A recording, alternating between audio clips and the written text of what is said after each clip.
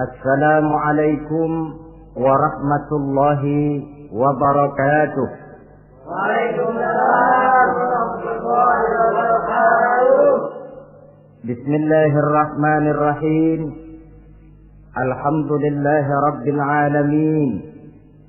Wassalatu wassalamu ala ashrafil anbiya'i wal mursalin. Sayyidina wa maulana وحبيبنا وشفيعنا محمد وعلى آله وأصحابه المجاهدين الطاهرين أما بعد. Saudara-saudara kaum muslimin rahimakumullah. Pada pertemuan kali ini kita akan membicarakan riwayat Nabi Allah Ibrahim alaihi salam. Beliau termasuk salah satu dari 5 orang rasul yang merupakan kelompok yang dikenal dengan ulul azmi, yaitu para rasul yang dinilai mempunyai kelebihan di dalam keutamaan, ketabahan, keuletan, dan sikap istiqomah di dalam berjuang. Jumlahnya ada 5, yaitu Nabi Nuh, Nabi Ibrahim, Nabi Musa, Nabi Isa, dan Nabi Muhammad alaihi wassalatu wassalam. Sebagaimana yang kita maklum bahwa Nabi Allah Ibrahim alaihi salam lahir pada masa pemerintahan Raja Namrud laknatullah alaih. Namrud adalah figur yang lebih merupakan kekuatan daripada keadilan, lebih merupakan kezaliman daripada kebijaksanaan. Ia seorang raja yang memerintah secara sewenang-wenang, lalu dengan segala macam cara berusaha mempertahankan kekuasaannya.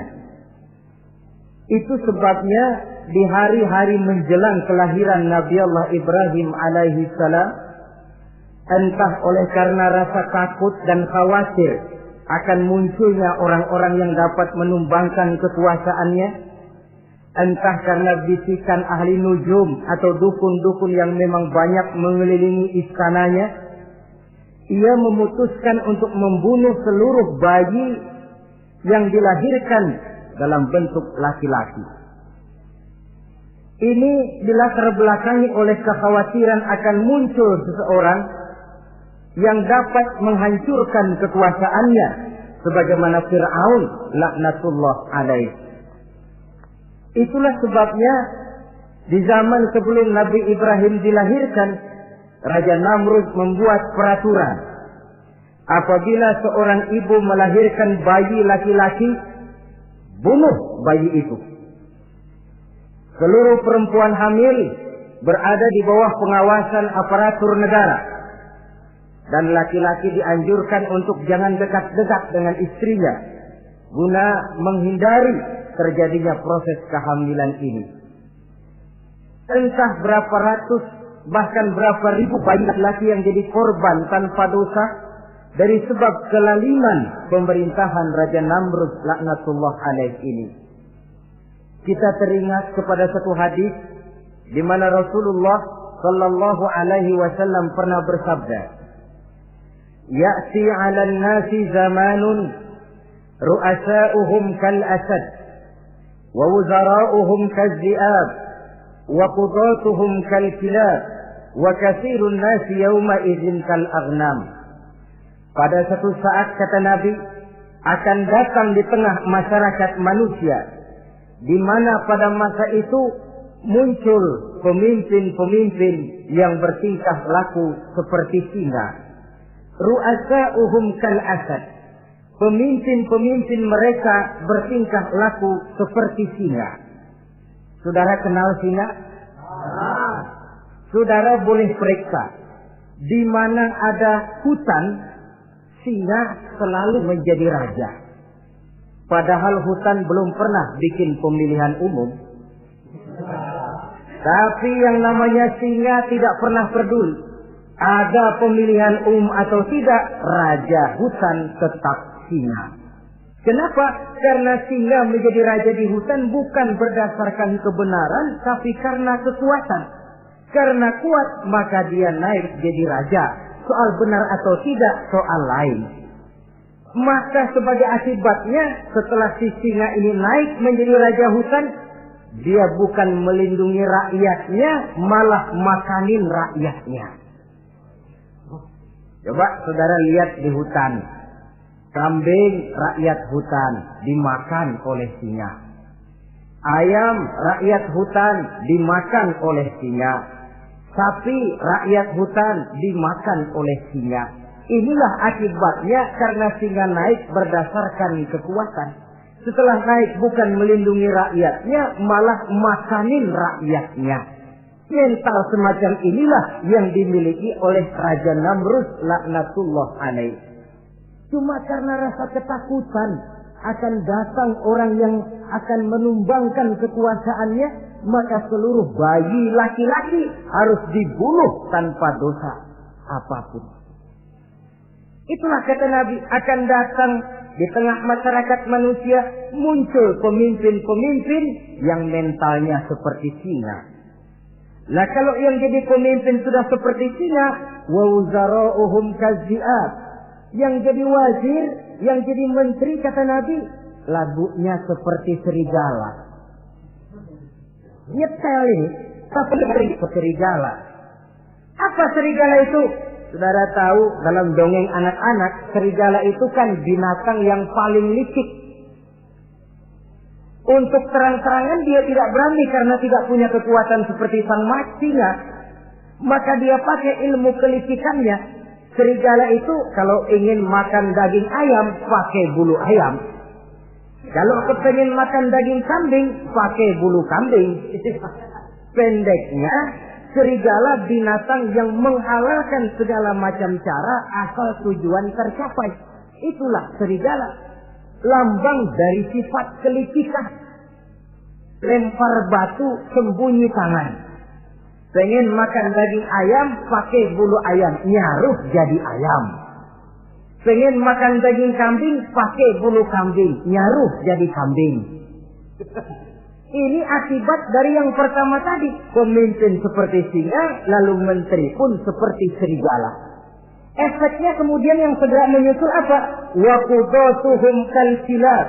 Kalau pemimpin sudah seperti singa, menteri sudah seperti serigala, wa qudatuhum kalsilab, akan muncullah para penegak hukum yang mentalnya seperti anjing. Inna lillahi wa inna ilaihi raji'un. Penegak hukum yang mentalnya seperti anjing itu. Anjing, saudara lihat, anjing akan setia kepada siapa saja yang memberinya daging. Kalau dia disuruh jaga rumah, dia tidak bisa membedakan mana yang maling, mana yang tamu. Biar yang datang tamu, kalau nggak bawa apa-apa, pasti digonggong. Biar yang datang maling, kalau bawa daging, anjing kalem. Pokoknya siapa yang berdaging, itulah majikan saya. Apa kata majikan saya, itulah yang saya laksanakan. Maka hilang kebenaran hukum, hancur norma-norma keadilan. Oleh karena apa? Oleh karena anjing dapat daging. Lalu dalam kondisi semacam itu, yang jadi rakyat bagaimana? Kata Nabi, wa katsirun nas yauma idzin kal aghnam. Adapun kebanyakan orang pada masa itu, lagunya sudah seperti kambing. Saudara, kambing itu binatang yang cuma menang groyokan dan tidak punya alternatif. Namanya kambing, digiring ke lapangan mbe. Betul kan? Digiring ke kuali mbe. Dikasih makan rumput mbe. Sampai pun mau dipotong, masih mbe juga. Tidak punya pilihan lain si kambing ini. Tidak punya alternatif lain. Kondisi semacam inilah yang terjadi di masa pemerintahan Raja Namrud laknatullah alaih. Oleh karena diiming-iming, dibisiki oleh dukun-dukunnya, oleh nujum-nujum yang mengelilingi istananya, bahwa akan datang seorang anak laki yang kelak akan menumbangkan kekuasaannya, dia mengeluarkan peraturan. Ya, peraturan singa. Mulai saat ini diumumkan kepada seluruh rakyat, siapa-siapa perempuan melahirkan bayi laki-laki, bunuh hidup-hidup.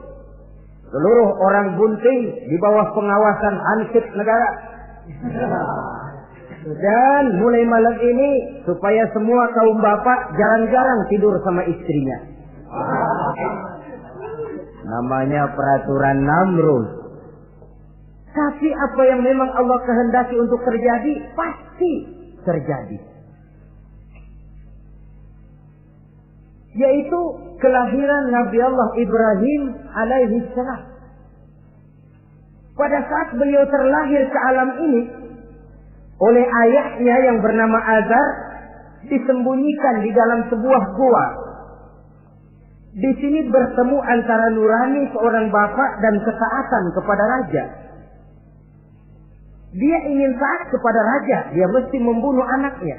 Tapi sebagai bapak, dia sayang kepada anaknya, dia harus selamatkan. Dicarinya jalan tengah, maka Ibrahim disembunyikan di dalam sebuah gua dengan satu perhitungan tentunya. Lu mati, ya nggak apa-apa, lu hidup ya syukur. Tapi ini pertimbangan dia akan bikin susah dia di masa yang akan datang. Coba anak dalam kondisi apa adanya ditaruh di dalam gua, menurut perhitungan logika mati ini. Namun apa yang terjadi? Nabi Allah Ibrahim yang sejak masa bayi diletakkan dalam gua dipelihara oleh Allah. Nah, kalau Allah yang sudah memelihara, orang mana yang sanggup mendatangkan bencana dan mudarat? Untuk melangsungkan kehidupannya, Nabi Ibrahim itu mengisap ibu jarinya. Dan konon menurut riwayat dari ibu jarinya itu keluarlah madu.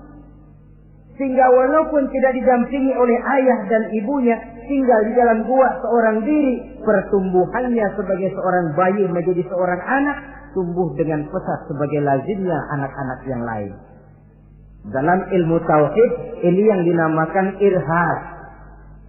Tanda-tanda yang diberikan kepada seseorang yang akan dipilih menjadi rasul pada saat dia masih anak-anak. Ini yang dinamakan irhas. Adapun kalau dia sudah diangkat menjadi rasul, maka tanda-tanda itu dinamakan mukjizat. Kalau jatuh kepada wali, maka tanda itu dinamakan karomah, atau yang dalam bahasa kita disebut dengan keramat. Jadi kan kita ini dalam kehidupan anak-anak kita kadang-kadang bisa melihat bakat yang dimilikinya pada saat dia masih kecil.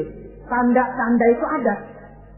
Nah, dalam kehidupan para rasul, masa kecil mereka yang melakukan itu dinamakanlah irham.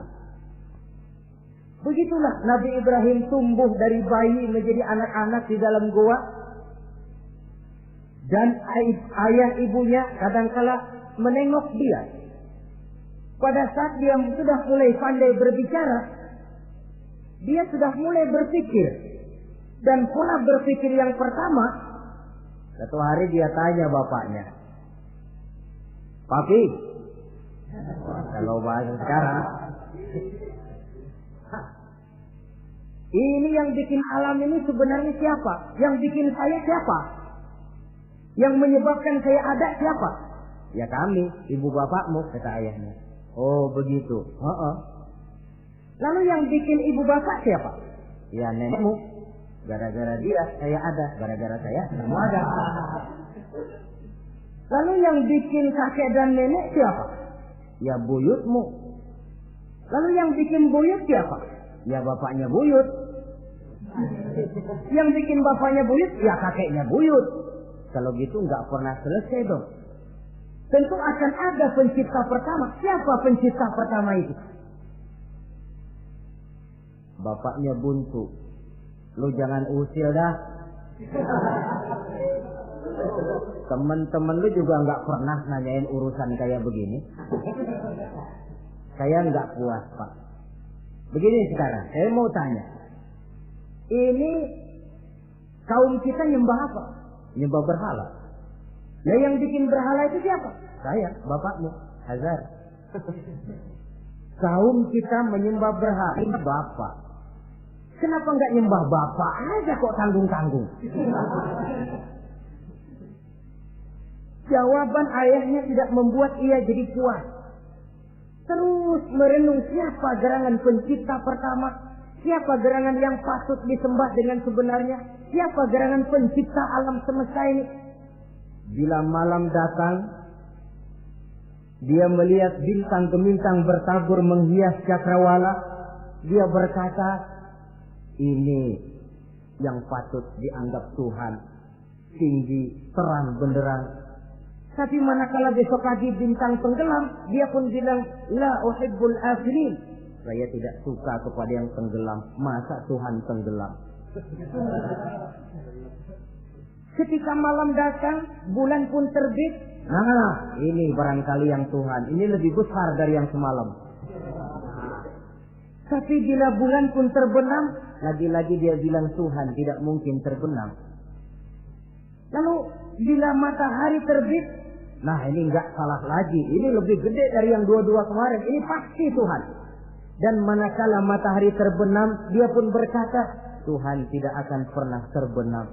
Perjalanannya mencari Tuhan ini bisa saudara baca dalam surah Al-An'am ayat 76 sampai dengan ayat 79. Sampai Allah memberikan petunjuk kepadanya, mengangkatnya menjadi seorang rasul dan menyampaikan misi dakwahnya. Saudara-saudara kaum muslimin rahimakumullah. Dakwah yang pertama dilaksanakan tentu kepada bapaknya, kemudian kepada kaumnya. Secara psikologis ini kan makan nasi. Coba, kalau kita harus nasihatin orang lain yang tidak ada hubungannya dengan keluarga, barangkali biasa saja. Tapi nasihatin bapak sendiri, ini kan makan nasi.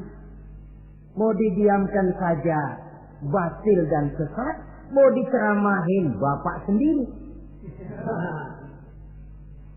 Tapi bapak tinggal bapak. Kewajiban melaksanakan dakwah jalan terus.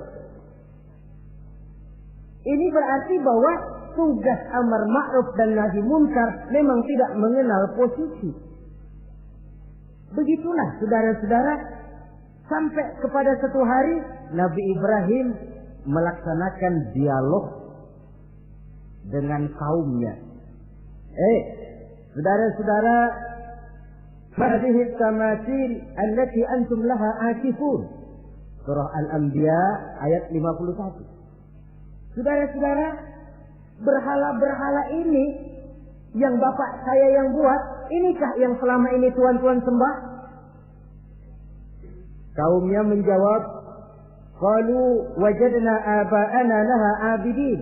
Iya, sebab nenek moyang kami, nenek moyang kita juga dulu nyembah itu. Bagaimana nenek moyang kita, begitulah kita. Jawab Nabi Ibrahim, laqad kuntum wa aba'ukum fi dhalalin mubin. Sebenarnya kamu dan nenek moyangmu sama, borongan satu gerbong sesat. Kok kamu ngikutin nenek moyang kamu? Mereka enggak berpikir, kamu enggak ikut berpikir. Mereka sesat, kamu ikut sesat. Kamu sudah hidup di satu zaman yang maju sekarang ini. Kenapa mau kembali ke zaman nenek moyang dulu? Menyembah berhala yang nyata-nyata tidak sanggup mendengar, tidak sanggup melihat, tidak sanggup memberikan manfaat mudarat. Pokoknya kalau kamu tidak tinggalkan berhala-berhala ini, suatu saat pasti akan saya sikat dan saya hancurkan. Jadi saudara-saudara, prinsip dakwah itu memang tentu harus bil hikmah wal mau'izatil hasanah, dengan bijaksana dan dengan nasihat-nasihat yang baik. Tapi kalau sudah mencegah suatu kemunkaran, kata Nabi, man ra'a minkum munkaran falyughayyirhu biyadihi. Siapa di antara kamu yang melihat suatu kemunkaran, hendaklah dia berusaha merubah dengan kekuatan tangannya. Kalau dengan tangannya dia tidak sanggup, fabilisani, hendaklah dengan lidahnya. Kalau itu pun dia tidak mampu, fabiqalbi, hendaklah dalam hatinya. Dan mencegah suatu kemungkaran dengan hati, itulah nilai iman yang terendah adanya. Nabi Ibrahim melihat bahwa watak menyembah berhala ini sudah berurat dan berakar. Kenapa? Mereka mengembalikan itu kepada kebiasaan dan tradisi nenek moyang. Sama juga di zaman kita sekarang ini. Sudah kita menegakkan tauhid, membina sebersih-bersih iman, menegakkan semulus-mulus tauhid. Ada juga kelompok orang yang mau mengembalikan kita ke zaman nenek moyang, ke zaman animis, menghidupi tradisi nenek moyang dalam hal ibadah, dalam hal ubudiyah, tentu merupakan langkah kemunduran adanya. Dan ini bukan barang baru. Umat Nabi Ibrahim sudah memberikan contoh. Kenapa kami menyembah berhala? Sebab nenek moyang kami menyembah berhala. Nabi Ibrahim jawab gampang aja. Iya lo borongan, sekerbong, lempeng semua sesat. Kaum muslimin rahimakumullah. Dan bukan cuma kata, dibuktikan oleh Nabi Allah Ibrahim. Begitu Raja Namrud menurut satu riwayat bersama para tentaranya pergi berburu, Nabi Ibrahim ngintip-ngintip. Begitu Namrud keluar, beliau masuk. Kalau istilah kita, ke tempat Namrud ibadah, ke masjidnya kan, di mana di situ tersimpan seluruh berhala yang mereka sembah, dari yang paling gede sampai yang paling kecil. Nabi Ibrahim masuk bawa kampak. Seluruh berhala-berhala yang ada di tempat itu habis dikampakin, hancur berantakan. Kecuali berhala yang paling gede, itu ditinggalin, nggak diapa-apain, dan kampaknya ditaruh di tangan berhala yang paling gede. Memang kebetulan tangannya lagi teracung begini, digantungkan kampak di situ. Nabi Ibrahim keluar. Adapun Namrud, ketika dia pulang dari perburuannya, mau melaksanakan ibadah, bukan main terkejutnya melihat Tuhannya berantakan.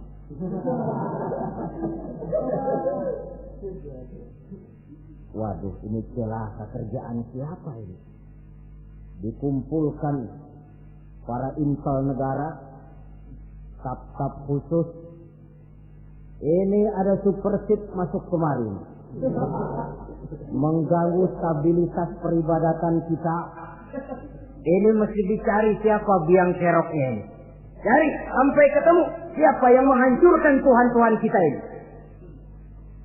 Intel pun disebar. Ada yang ke kota, ada yang ke desa, ada yang pokoknya ke seluruh penjuru. Sampai ada yang desas-desuskan. Tuan Raja, gimana? Saya dengar selentingan berita. Berita apa? Pada waktu Tuan Raja pergi berburu, seorang anak muda bernama Ibrahim masuk ke tempat ibadah kita. Barangkali dia yang menghancurkan patung-patung kita. Kalau begitu cari, tangkap Ibrahim, tangkap. Panggil kepala intel. Dipanggil. Kamu cari orang namanya Ibrahim, tangkap. Kok ditangkap? Tangkap. Sebab menurut berita dia yang menghancurkan berhala-berhala kita. Ya tapi kan belum ada buktinya, Pak. Soal bukti gampang, belakangan, yang penting tangkap aja dulu.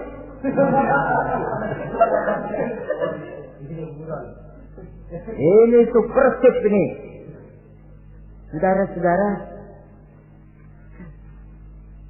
dicarilah Nabi Allah Ibrahim, ketemu, dihadapkan kepada Raja Namrud, disidang di pengadilan terbuka, disaksikan orang banyak, dibuka oleh Raja Namrud. Sidang luar biasa dalam rangka memeriksa dan mengadili tertuduh Ibrahim.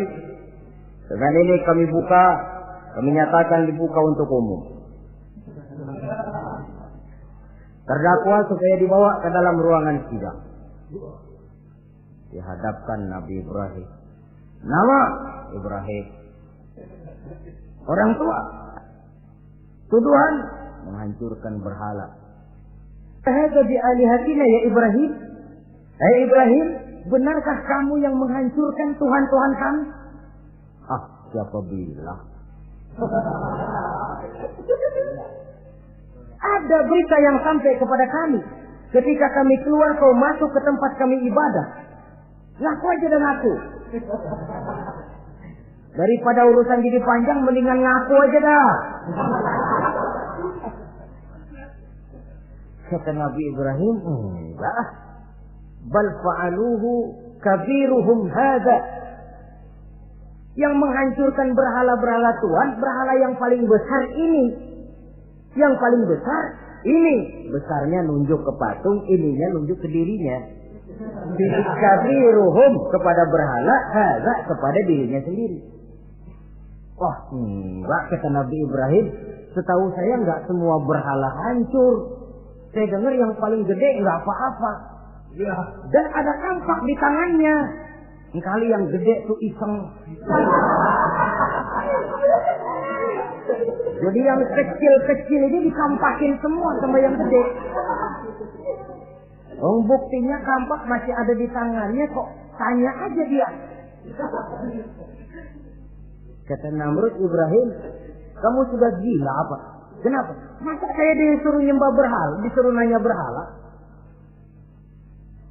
Jadi nggak bisa jawab dia? Nggak bisa jawab. Nah kalau nggak bisa jawab, kenapa disembah? Yang gila saya apa sampean?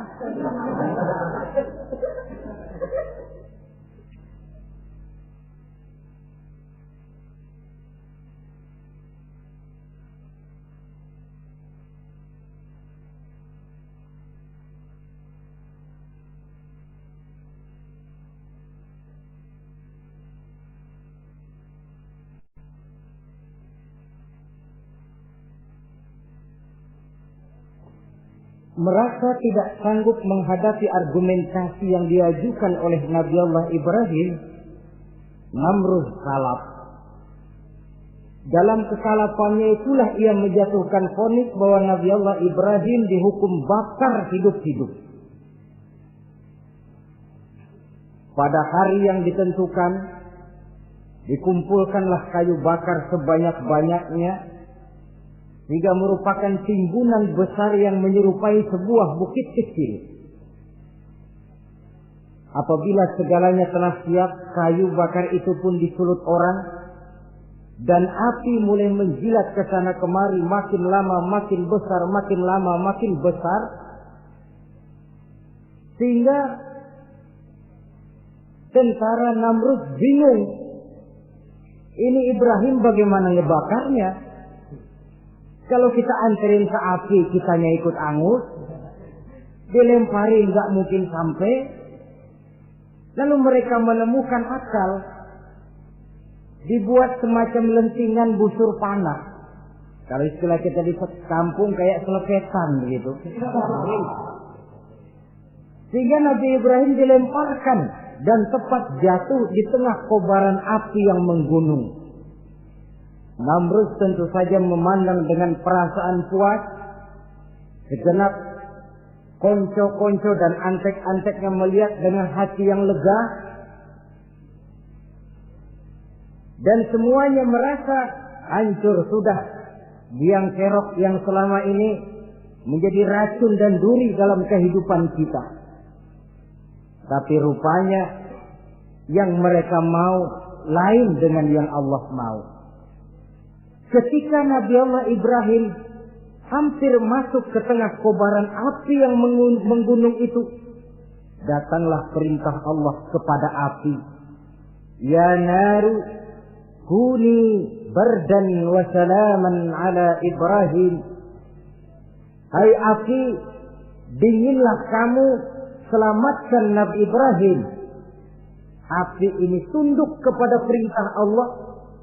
Ia pun dingin. Sehingga Nabi Ibrahim di tengah kobaran api yang menggunung, seujung rambut pun tidak terbakar, malah kedinginan di tengah kobaran api. Lalu api ini dari besar makin lama makin kecil, makin lama makin kecil, akhirnya padam. Yang ada tinggal tumpukan arang dan debu. Kata Namrud, mampus lo Ibrahim. Rasain. Barangkali istilah kita nih, makan pencarian lo. Pakai betingkah mencaci maki Tuhan kami, menghancurkan berhala-berhala. Sekarang rasakan hasil usahamu. Sorak-sorai pun kedengaran. Begitu lagi sorak-sorak dari tumpukan abu dan arang itu gerak-gerak. Kerusak. Kok ini ada arang bergerak-gerak? Rupanya dilihat-lihat, makin lama makin nyata. Nabi Ibrahim keluar dari tumpukan arang dalam keadaan utuh, tidak kurang satu apapun. Sebenarnya andai kata Namrud mau menggunakan akalnya, saat itu dia tentu menemukan satu hal yang luar biasa. Satu kebesaran yang kalau dia mau merenung akan sampai kepada kekuasaan yang serba maha. Tapi karena ketika itu hatinya sudah dipenuhi nafsu, ditutupi oleh kesombongan, dia buta terhadap kenyataan itu. Kaum muslimin rahimakumullah, akhirnya Nabi Allah Ibrahim ini diteror langsung oleh orang tuanya. Kata abahnya, "Aradibun anta an alihati ya Ibrahim? Ibrahim, kau benar-benar tidak senang kepada Tuhan-Tuhan kami, berhala-berhala ini? La in lam tantahi la arjumannaka wahjurni maliya." Kalau engkau tidak berhenti, hai Ibrahim, tidak berhenti memperkenalkan Tuhan seru sekalian alam, tidak berhenti mencela dan mencaci bahkan menghancurkan berhala-berhala kami, la arjumannaka, akan kami rajam kamu. Iya, kalau raja yang ngancam begini, orang tua beliau sendiri ngancam begini. Itulah tantangan dakwah, saudara-saudara. Kita melaksanakan dakwah ini tempo-tempo berhadapan dengan penguasa yang mentalnya macam Namrud. Tempo-tempo berhadapan dengan orang kaya yang pelitnya macam Qarun. Tempo-tempo berhadapan dengan orang tua yang mentalnya macam Azar. Orang tua yang kaku, yang tidak mau terbuka terhadap kenyataan. Istilah di kampung kita, orang tua yang laceng. Tahu laceng? Udah salah kenceng. Sulit benar menerima pembaruan yang membawa umat kepada masalah-masalah yang memang nyata lebih baiknya. Itulah tantangan di dalam melaksanakan tugas dakwah, dan ini dihadapi oleh Nabi Allah Ibrahim. Ayahnya terakhir memberikan tekanan, kalau kau tetap melaksanakan misimu, tidak engkau mau berhenti dari tugas dakwah ini, awas Ibrahim, la arjumannaka, akan aku rajam, akan kami lontari kau dengan batu, wahjurni maliya, pergi kamu dari sini. Ya Allah, diputuskan hubungan. Kalau memang engkau berkeras dengan tugas dakwahmu, persilakan Ibrahim keluar, pergi saja dari sini. Diusir oleh orang tuanya sendiri. Inilah hidayah, saudara-saudara. Oleh sebab itu, tugas utama kita kaum muslimin sebenarnya bukan mengislamkan orang, tapi menyampaikan Islam. Tugas kita ialah menyampaikan Islam, bukan mengislamkan orang. Sebab orang mau Islam atau tidak, itu urusan hidayah dari Allah. Jangankan kita, Nabi Ibrahim tidak sanggup mentauhidkan ayahnya Azar. Nabi Nuh tidak bisa mengislamkan putranya Kan'an. Bahkan Nabi kita Muhammad sallallahu alaihi wasallam pun tidak bisa memberikan hidayah kepada Abu Jahal dan Abu Lahab. paman Nabi, orang tua Nabi, anak Nabi, istri Nabi sekalipun, hidayah tidak diberikan kepada mereka, mereka tidak terpanggil mengikuti kebenaran. Kalau sudah kenyataan ini yang kita temui, kembalilah kepada konsep Quran. Allahumma inni qad ballaghtu, wahai Allah, seruanmu sudah saya sampaikan, dakwahmu sudah saya canangkan, ajakan kepada tauhid sudah saya sampaikan. Allahumma inni qad ballaghtu, sudah saya sampaikan ya Allah. Perkara mereka tidak mau ikut, itu karena semata-mata hidayah berada di tanganmu ya Allah. Kalau kemari landasan dakwah kita, insya Allah tugas dakwah kita berkelangsungan. Kalau tidak, makan hati. Kita pikirin, ya orang gua ajak benar-benar nggak mau, ya dipikirin. Saya ajak ngaji malah dikasih maki, saya ajak yang baik malah saya dicemoohkan. Kok begini dakwah? Akhirnya dipikirin, sakit jantungan. Sudah orang nggak kena kita ajak beriman, kita sendiri makan ke dalam.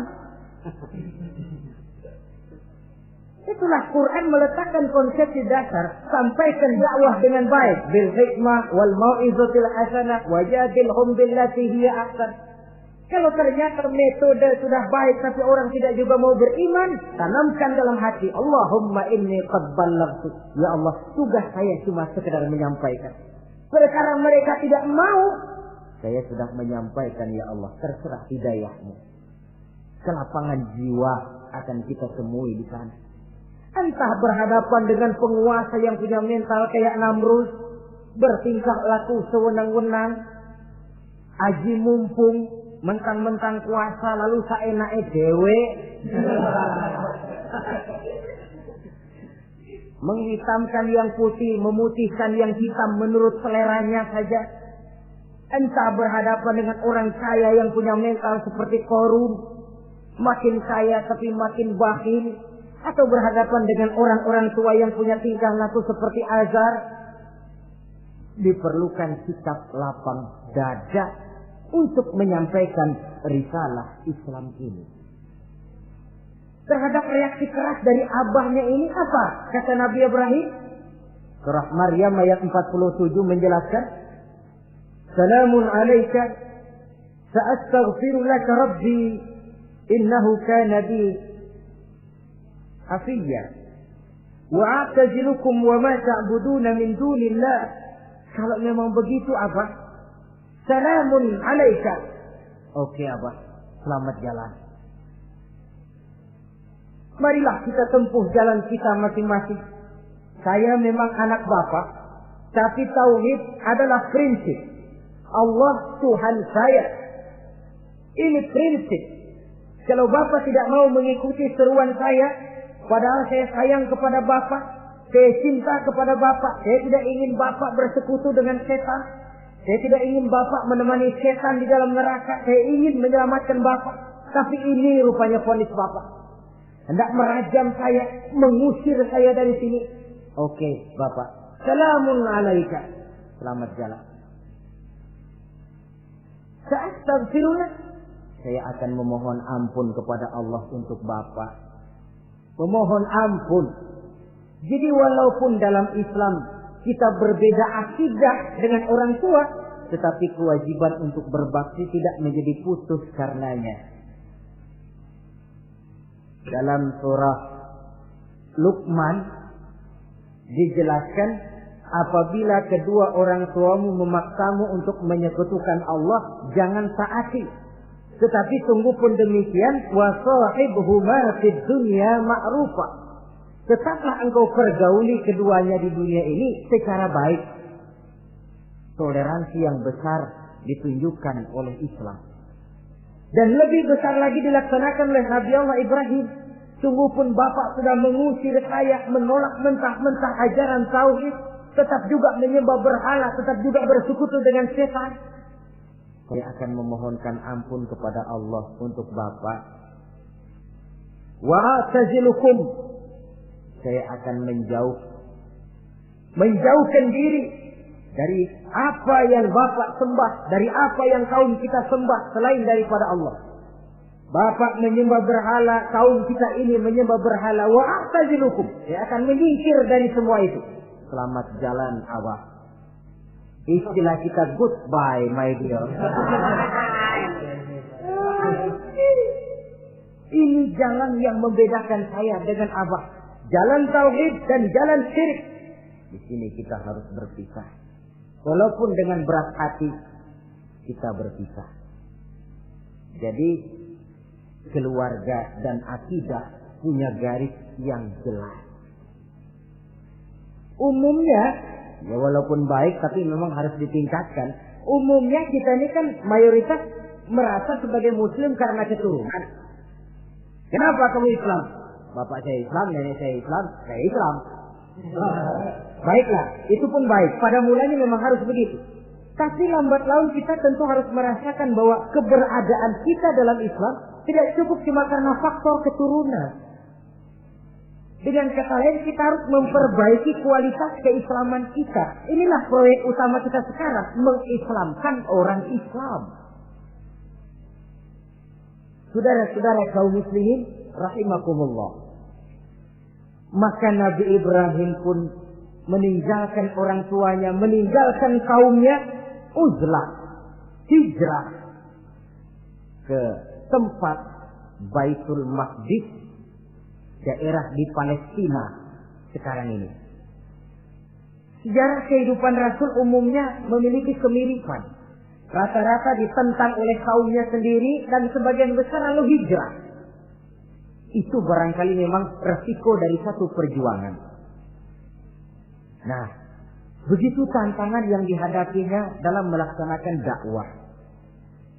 Lalu cobaan-cobaan yang diberikan Allah kepada Nabi Ibrahim pun luar biasa, pantas kalau beliau itu masuk ulul azmi dan mendapat titel Khalilullah. Nabi Ibrahim titelnya Khalilullah, orang yang mencintai dan dicintai Allah. Khalilullah. Ini terbukti dari cobaan-cobaan yang dihadapinya. Pertama, dari perkawinannya dengan Siti Hajar, dengan Siti Sarah maksud saya, beliau tidak dikaruniai seorang anak pun. Umur sudah lanjut. Padahal anak kita tahu pelanjut sejarah, penyambung cerita, si buah hati belahan jantung. Sampai pada satu hari Hajar musyawarah. Kalau bahasa kita, Bang, bagaimana Hajar? Lama juga kita sudah berumah tangga kan Bang? Lalu, dan kita sejauh ini belum dikaruniai seorang anak. Ya sabarlah. Pada waktunya tentu akan ada juga. Tapi kapan lagi Bang? Usia kita sudah cukup lanjut. Maksud kamu bagaimana Hajar? Begini sajalah Bang. Bagaimana kalau abang kawin saja lagi? Ya Allah, punya istri macam begini, menyuruh lakinya kawin lagi. Tapi dasar Nabi Allah Ibrahim, enggak mau saya kan cinta sama Hajar. Iya, soal cinta saya tahu, dan saya tidak meragukan cinta abang kepada saya. Cuma masalahnya saya nggak bisa memberikan keturunan Bang. Bukan nggak bisa, belum. Sudahlah kawin saja lagi Bang. Nggak mau nggak mau. Istrinya nyuruh kawin, lakinya ogah-ogahan. Sekarang kan enggak, istrinya larang kawin, suaminya malah ngirintil.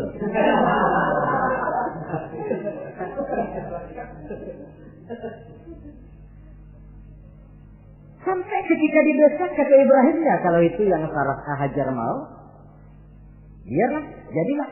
Saya mau kawin lagi dengan syarat kau yang mencarikan istri untuk saya itu. Oleh Siti Hajar dipilihkan Siti Sarah. Kawinlah Nabi Ibrahim dengan Sarah. Dari Sarah ini beliau dikaruniai seorang putra bernama Ismail alaihi salam. Nah, cobaan datang untuk menguji Khalilullah ini. Hai Ibrahim, kau cinta kepadaku, kata Allah, seolah-olah. Setelah kau punya anak, masuk rasa cinta anak ke dalam hatimu. Allah mau buktikan mana cintamu yang lebih besar, kepada anakmu atau kepada aku, kata Allah. Maka turun perintah untuk menyembelih anaknya sendiri. Satu riwayat menceritakan bahwa latar belakang perintah menyembelih anak ini sebenarnya gara-gara Nabi Ibrahim juga ketelepasan ngomong. Beliau pernah menyembelih 300 ekor onta dan 1000 ekor kambing. Dagingnya dibagikan kepada fakir miskin, dilaksanakan penyembelihan itu untuk mendekatkan diri kepada Allah. Dekat. Tidak cuma manusia, malaikat kagum, dipuji Nabi Ibrahim. Bukan main Ibrahim, kaya berani. Ya, kalau miskin berani, nekat kali. Ini kaya berani. Menyembelih 300 unta, 1000 kambing, dagingnya disedekahkan kepada fakir miskin. Luar biasa Ibrahim. Ketika dipuji orang banyak, itulah beliau timbul sifat manusianya. Apa kata beliau? Saya mah jangankan kambing sama unta, anak juga kalau saya punya disuruh potong, saya potong untuk mendekatkan diri kepada Allah. Kenapa ketelepasan ngomong begitu? Sebab waktu itu belum punya anak, ngomongnya enak. Sama juga kita, gue mah kalau punya motor, siapa juga ketemu di jalanan, gue boncengin. Lagi belum punya.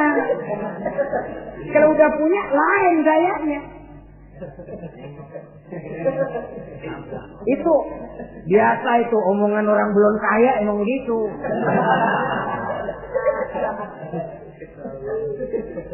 Saudara-saudara, sehingga omongan yang beliau sudah lupa bertahun-tahun bahkan puluhan tahun ini. Begitulah ketika sudah punya anak Ismail, falamma balagha ma'ahu sa'ya, ketika Ismail sedang lucu-lucunya, dalam tidurnya mimpi turun perintah, ya Ibrahim uffi binuzrika. Hai Ibrahim, bayar nazarmu. Nazar? Iya. Apa nazar? Dulu pernah ngomong apa, ingat enggak? Jangankan cuma kambing, unta, anak pun kalau punya disuruh potong, saya potong. Jadi anggap nazar. Bayar nazarmu, potong anakmu. Dipikirin siangnya, semalam itu benar-benar perintah Allah apa cuma ngimpi? Kalau ngimpi kok jelas amat. Kalau perintah Allah kok kelewatan amat. Pakai anak disuruh potong, emang gak ada yang lain apa? 3 malam berturut-turut mimpi sampai beliau yakin ini memang benar perintah Allah. Dan dilaksanakan dengan berat hati. Pagi-paginya bilang kepada Siti Sarah, Sarah, Ismail mandikan, berikan pakaian yang baik, saya mau bawa pergi dia. Kemana bang? Pokoknya mau saya bawa. Berangkatlah anak beranak ini menuju salah satu bukit di daerah Mina. Ketika duanya sudah mau berangkat, iblis sibuk bukan main. Ini cobaan loh. Orang kalau mau ibadah, iblis paling gatal. Segala macam cara mereka lakukan agar orang jangan ibadah. Ini Ibrahim mau membuktikan cintanya kepada Allah. Ya Allah, lihatlah. Walaupun saya sudah punya anak, cinta saya kepadamu lebih besar ya Allah. Walaupun perintah ini menyembelih leher anak sendiri, saya potong karena melaksanakan perintahmu. Iblis ribut. Mula-mula dia bisikin Nabi Ibrahim. Hei Ibrahim, kau lihat anakmu di belakang itu. Kecil, lucu-lucunya. Masa anak begitu mau dipotong? Tega kamu Ibrahim. Ini perintah Allah. Gak ada urusan sama ente. Iya. Kata iblis, waduh mantap juga nih. Kalau suaminya gagal, istrinya kali. Biasanya perempuan perasaannya lebih tinggi daripada pikirannya. Ini Siti Sarah barangkali, kalau Siti Hajar barangkali kalau saya perdayai bisa terpedaya. Hajar, ya. Kamu tahu anakmu Ismail mau dibawa kemana? Saya tidak tahu. Mau dipotong oleh suamimu Ibrahim. Mau dipotong. Dipotong. Kok bisa begitu? Iya, katanya ini perintah Allah. Iblis, Kalau memang ini perintah Allah, jangankan cuma anak saya Ismail, saya juga ibunya mau ikut dipotong. Wah, kata iblis nih gilaan lagi dari laki. Saya kira karena perempuan bisa barangkali dilemahkan semangatnya, ya saya tidak. Ismail nih masih kecil kali ini, gampang dikelecehin. Ismail, kau mau dipotong oleh ayahmu? Dipotong. Kok bisa begitu? Katanya perintah Allah. Kalau memang ini perintah Allah, saya siap. Iblis mau ngomong lagi, Nabi Ibrahim Ismail ngambil batu disambitin iblis. Izhab ya la'in, pergi, laknat terkutuk kamu. Nyambitinnya itu sampai sekarang jadi ikutan dalam salah satu pelaksanaan ibadah haji yang disebut zumrah, melontar. Itu simbol permusuhan abadi antara manusia dengan iblis. Jadi kalau ada orang mau berbuat baik, iblis itu datang dari 3 penjuru. Dari bapak, dari anak, dari istri. Kadang-kadang bapaknya nggak kena, istrinya dibujukin. Laki lu sok loyar menyumbang masjid. Jangan kasih duit, simpan aja baik-baik. Istri nggak kena, anak. Segala macam cara iblis berusaha. Baru sampai di bukit yang dituju, Nabi Ibrahim buka kartu. Ismail, abah diperintah Allah menyembelih lehermu. Bagaimana? Kerjakan apa jangan? Kalau memang itu perintah Allah, kerjakan apa?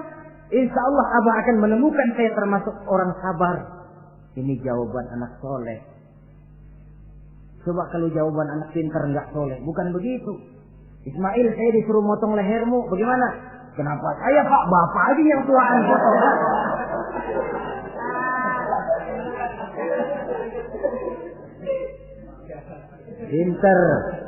Pinter, tapi nggak soleh ya begitu itu, minteri jadinya. Saudara-saudara, sampai Nabi Ismail diganti oleh Allah dengan seekor kambing kibas. Cobaan terhadap kecintaannya kepada Allah.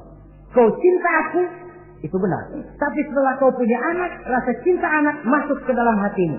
Mana lebih besar, cintamu kepada anakmu atau cintamu kepada aku, kata Allah. Terbukti cintanya kepada Allah lebih besar daripada cintanya kepada anaknya. Bukankah nilai cinta itu baru terasa nyata kalau sudah lewat cobaan, lewat pembuktian. Sehingga dengan demikian kata orang, biasanya cinta itu menuntut pengorbanan. Berani bercinta, berani berkorban. Jangan takut berkorban, nggak usah cinta-cintaan.